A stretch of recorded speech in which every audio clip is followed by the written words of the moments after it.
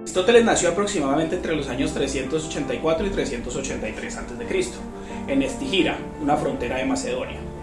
Su padre fue el médico del rey Armínidas de Macedonia, quien a su vez era el padre de Filipo de Macedonia.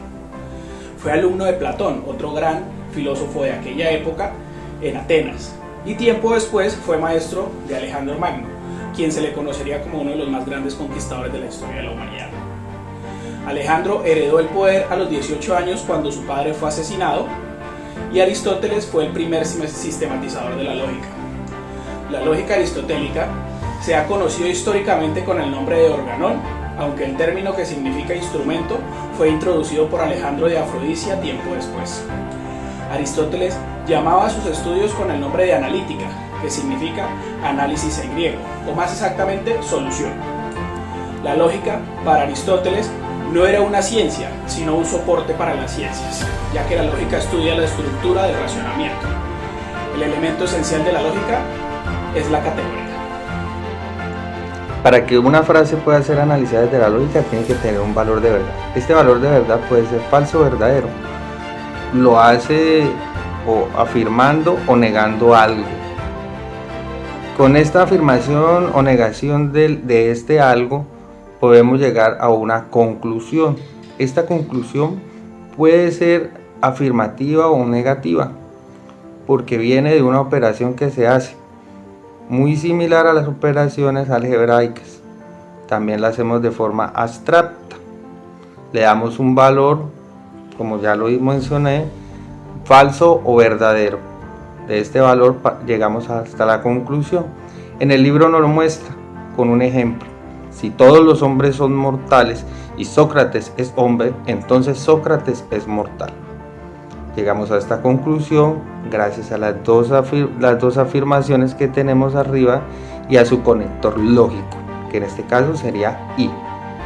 De esta forma logramos tener análisis de las frases que tengan un valor lógico, por lo tanto un valor de verdad, que nos ha llevado hasta la lógica, nos ha llevado hasta el punto de la lógica formal y la lógica proposicional, que es la base de la lógica booleana, que es la base de toda la lógica que manejan equipos electrónicos y muchas otras cosas en la actualidad. La lógica de Aristóteles. La definición se entiende como la determinación de la esencia de las cosas. Para definir algo se requieren el género y la diferencia. Dice Aristóteles, o de acuerdo con la fórmula clásica que expresa el pensamiento aristotélico, el género próximo y la diferencia específica. Si queremos saber qué significa hombre, mediante un análisis debemos establecer cuál es el género próximo al que pertenece, que no es el de viviente, puesto que también las plantas lo son, sino el de animal, porque los animales, además de la vida vegetativa, el animal posee vida sensitiva. Luego hemos de analizar las diferencias que determinan el género animal hasta que encontremos la diferencia última que distingue al hombre, que en este caso es el racional. El hombre pues es un animal género próximo racional, que eso lo hace tener una diferencia específica. La esencia de las cosas está representada por la diferencia última que caracteriza al género cuando se unen términos entre sí y se afirma o se niega algo. En este caso se tendría un juicio, y la expresión lógica del juicio constituye el enunciado, la proposición al cual se tiene que llegar a un conocimiento. Los principios clásicos de la lógica aristotélica. Estos principios son aquellos que son axiomas comunes a todas las ciencias.